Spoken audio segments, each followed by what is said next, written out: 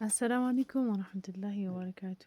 ውድና የተከበራችሁ እህቶች በድጋሚ አሁንም መጣሁኝ። ያው እንግዲህ በርበሬ አሪፍ አድርገሽ አዘጋጅና ለቤተሰብ አድርሽልን ያላችሁ እህቶች አላችሁ።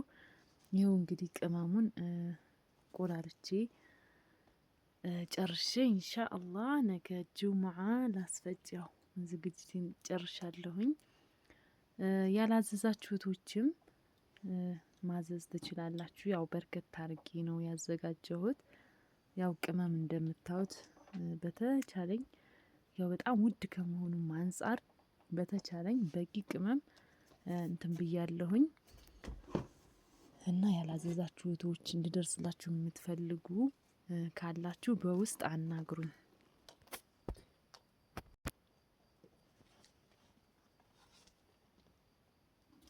ይህ እያንዳንዱ ቅመም ማሳያችሁ ብዬ ነው።